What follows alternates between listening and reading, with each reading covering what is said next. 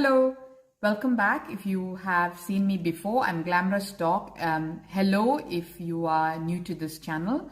I'm Glamorous Doc on YouTube, Facebook, Instagram, and TikTok. Please do continue to follow me and support me in this journey. So I mentioned my holistic approach towards my skincare, and one of you guys requested that I talk a little bit more about this, hence this video. I hope you guys find this video helpful. And this has not been an easy journey, and this is not an overnight journey. This is a change of your thinking, change of your entire, skincare, changing how you look at yourself, reflecting on multiple aspects of your life. So let's get into it, guys. So what does holistic approach means? Holistic approach in general means looking at the person, his mental health, the physical health aspect, the emotional aspect, and the environmental aspect that may be contributing towards his well-being. So that is holistic. In terms of skin, when I say holistic, what I mean is I started looking at my problems with skin beyond the superficial layers of my skin. I was looking at the inner aspect of myself that is contributing towards poor skin health. So in 2019, I had the worst of skin. I was having skin breakouts, and I was struggling with mental health issues. I was in anxiety, depression. I was also probably in perimenopause, still am in perimenopause, and that was also contributing, which I hadn't recognized at that time. I was pretty confident because in my family, we had menopause in 55. So I was thinking, I've got a few years, I've got 10 years or so, I'm going to be all right. But lo and behold, my depression hit me very badly, so badly that I could not go to work. That was when I recognized I needed help. And once I got my mental health under control, I looked at the deeper issues. What else can be looked at? So the first thing is a couple that I met who were doctors had lost 52 kilos in between them, and I thought that's something I was in awe of them. I met them in one of the hospitals I worked before, and I was in awe, and I really wanted to achieve that because I wasn't really happy with how I looked. I was about 72 kilos, and I don't know how I got there. There was stress. My job was very stressful as a doctor. I was working in a very busy, one of the biggest hospital in Perth, and night shifts, evening shifts, and on calls. It was just taking a toll on me. And it took me a while to recognize that there was an issue. So once I recognized that, I had to address one thing at a time. The first thing I addressed was my weight. I decided I needed to take care of my wellness and well-being. And also that meant taking care of overall health. So in terms of skin, losing weight meant eating right. So when I ate right, I cut down the sugars, cut down the salt in my food. And I also reduced the Indian food, because I did like certain things like the savory stuff from the Indian store.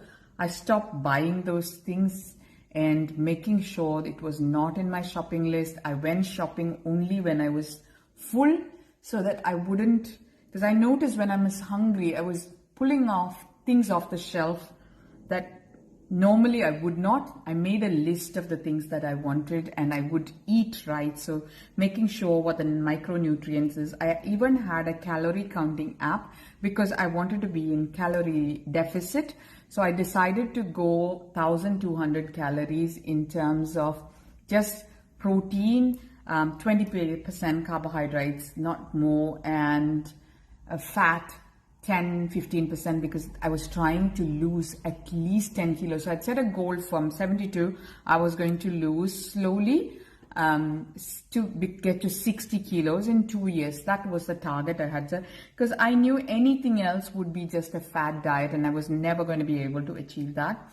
This is the Huda Beauty foundation. Look how good that foundation is. And then I took care of my nutrition. So I started looking at what my deficits are. I had a blood test done, and the blood test said I was deficient in vitamin D. I was deficient in, sorry, I'm just looking at, I was deficient in iron, and my sugar was normal, but I was worried. It was just on the 5.5 is abnormal. And I was worried that because I had a family history of diabetes, in the near future, I would develop diabetes. So, which is not something I want. I would avoid that like a plague. So I decided I was going to lose some of the weight and get into a normal BMI, which is 24. So losing weight, fixing my diet are the two things I did in terms of holistic approach towards skin, because that then changed things about my skin. Once I started seeing, so I had hyperpigmentation everywhere. I had spots from the acne. Once I saw the benefits started coming in, I also started going for Pilates. So that was the one game changer. If you want to know what triggered my weight loss, then it was intermittent fasting. From 12 o'clock to 7 o'clock, I ate. I did not eat after that. And basically doing Pilates 3 days. It was ridiculously expensive, but I plowed on. I decided rather than buying clothes, rather than doing anything else, if I was going to lose weight, I didn't need clothes, right? Because they were all going to be big for me anyway. For the 2 years, I didn't buy anything new. I didn't buy any clothes. I just stuck to what I had, and I kept on working on myself. Then diet, losing weight. Then I went, and once I started changes in my skin, I went and had laser to make sure my little hyperpigmentation spots. So I had spot correction of a few spots on my face, and that even more encouraged me to be religious about what I was eating, what I was drinking, what was going into my system. Sorry, I'm just going to look for my blush. And I was religious about that as well. I made no concessions. I made sacrifices. So initially there was not even one cheat day. I would go every day. I was being careful, calorie counting as to what I ate. I did eat once a day. I did everything that I wanted to eat, everything I wished for, but that also meant I didn't eat certain high calorie foods. Even then I sacrificed them. I didn't touch them, and finding that strength also had a lot of things of how I was exercising, how flexible I was feeling with Pilates, how good my body was feeling with the endorphins in them. So that was nutrition. Also, I replaced my vitamin D and iron as well as supplements. I made sure that I did get sun regularly. The next thing I addressed was sleep. Sleep has a major role in taking care of, sorry, I'm not looking at you. The next thing I took care of was my sleep. Sleep has a major role, I can't open this. Sleep has a major role in taking care of our circadian rhythm, which in turn takes care of homeostasis or hormonal balance and metabolism, etc. So initially, because I was in depression, I wasn't sleeping. I was going to bed, but would wake up around 2 o'clock and then struggle to go back to sleep. And then I'd turn up to work. You know, normal high functioning individuals, although they are in depression, they can still function. This is called high functioning depression. And you would still be able to do your job at an expected, I'm not saying you would excel in it.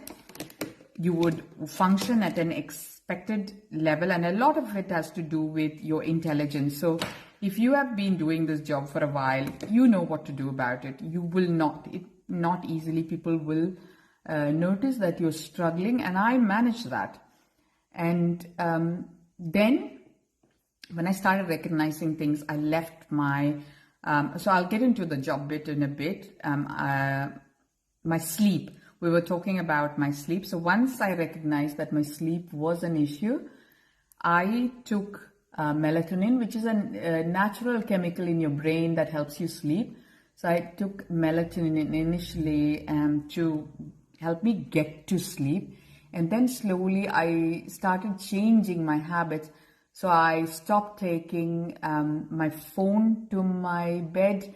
I would go to bed, and if I couldn't fall asleep, I would wake up and go stretch or something. I would not watch TV, so I would avoid TV late in the evening. I'd hydrate myself. I'd avoid coffee. I'd avoid any alcohol. So alcohol and things I'd given up. So even always, I was never a big drinker. I've never had that appetite. My liver could never process alcohol. So maximum I would have ever in my life I would drink is a glass of gin and or wine or champagne, a glass or two, never more than two. By 2 glasses, I'm tipsy. So I was never a big drinker. So that didn't really affect me, that I could easily give that up.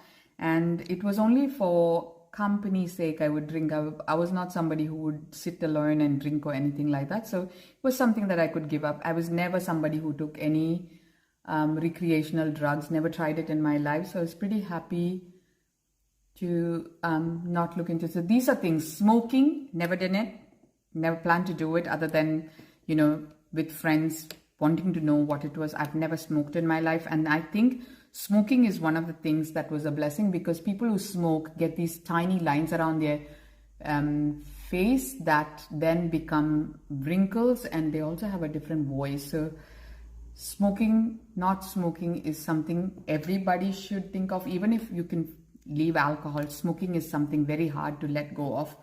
So people struggle with addiction for smoking. Definitely not something to consider as a habit.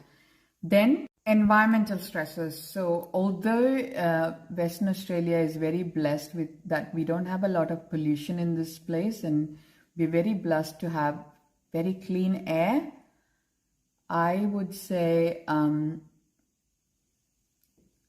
the other levels of stresses such as UV radiation is a high for us. So I started becoming very religious with my sunscreen, that I would not go out without my sunscreen. I would make it a point that I have sunscreen on before I go out, and it is now a habit that I do 365 days, rain or sunshine. Whichever country I am in, it doesn't matter, I wear sunscreen. I don't know the UV radiation index, or I don't know if there's an ozone layer when I travel to other countries. It doesn't matter. I will wear it. I will, period. That's it. I will wear my sunscreen.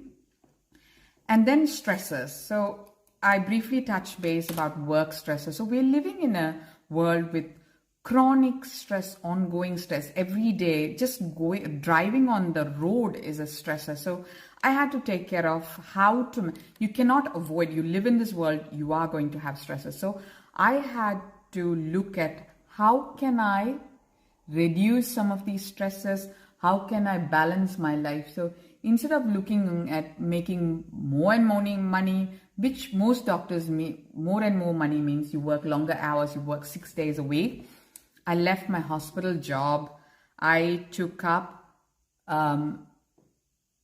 8 to 4 clinic job part-time, and I also went into a medical advisory role with the government for the army, and it was fantastic. I could work one day from home. I could go to this office. There was a little bit of social life happening as well, because often as doctors we don't get that. We're so busy doing what we're doing, we don't, either there's a lot of politics going on, because often in these kind of workplaces there's a lot of jealousy, there's a lot of pressures, because high pressure jobs involves hierarchy, it involves stress, it involves all the things that you don't desire for your physical and mental well-being. So I can cut my job down. I started taking care of my health. I removed individuals that was causing me stress. So if somebody was not giving me the positive vibe, or it was not contributing positively to my life, it wasn't an overnight decision that I would cut them out. I just decided to wean myself off them. I started seeing for the person they are. There wasn't any exclusion, let's put it there. Even if you were blood and you were not contributing to my wellness positively, I cut them out. I don't want to be this bad person, because my protective instinct was towards my children. And when you are not in a good place, mentally you're not doing well, you cannot be a good mother. I was not a good wife. I was not a good mother. I was, I can't imagine the person I was. I wasn't a good person. I was always upset and frustrated, and I would get angry easily. So all of these things were partly hormonal and partly my mental illness with depression and anxiety as well, which I was unknowingly battling and not recognizing. So once I addressed all that, it started showing up on my skin. Hydration was the other thing I addressed. I made sure, sorry, where's my mirror? So I made sure that I was drinking 2.5 liters of water to avoid dehydration. I also made sure that I religiously, I used to do that for years, that I used to use my Palmer's body lotion, and then once I went into depression and things, or I was busy, I started doing that. I started taking my skin for granted. I restarted that. So after shower, as soon as I come out, I will not towel dry my body. As it is wet, I just remove the dripping water and I'd apply my Palmer's. And I also started taking care of my nails, because these were things that were important to me. And I started listing out things that were positively contributing towards my well-being. So skincare, I started looking at what were the ingredients in the products I was using. I started researching more into Korean beauty. I gave up my ordinary, and I knew that wasn't doing anything for me. And I started looking at Korean products, and that made a humongous difference to my skincare and how it changed my skin. Although I'm no longer using Korean products. First, one of the reasons I started on Korean products was they were cheaper, and we were building a new house as well. So I couldn't afford to waste money on things that were not a priority. So I went looking for Korean products, and they came at a very good price, and it worked. I also had mesoaesthetic peel. It's a kind of peel that is done by a doctor, and it is a bit expensive, but it cleared all the tan on my face. It does not work for long, so once you do it, you've got to be religious with your sunscreen, and it stays for a long time, which is, the first time I did it, it lasted for 3 years. Unfortunately, the second time I did it, I didn't follow it up with my skincare regime, and it disappeared pretty quickly, that I lost and the tan came back. But I since have been a strong believer of skincare, and my skincare started working. I started researching and choosing products without paraben, sulfur, and where it was made was important to me. I took out things that I didn't know where it was made, how it was made. I started believing in more of Japanese and Korean products, and amazing, voila, that changed the whole game for me. Once I achieved that, I addressed the stresses. Then I looked at nutritional supplements other than vitamin D. There's not much evidence in collagen and things like that that they actually contribute towards your skin, but definitely detoxifying, not having constipation, all of that helps. Also hormonal balance, so not having emotional stresses, not having excessive adrenaline or cortisol, trying to be in a balanced state, not reacting. So I've learned with meditation and mindfulness that I practice, I've learned not to immediately react with anger burst, but walk away if you cannot control it, and address it later when you've calmed down, you've thought through it from the other person's shoe or perspective.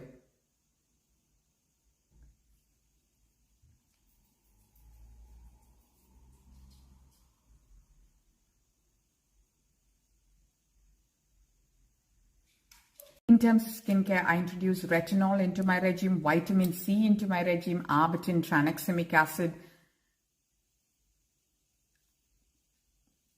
And I also went and did a course on cosmetology. Although I never practiced it in that area, I gained more knowledge about skincare.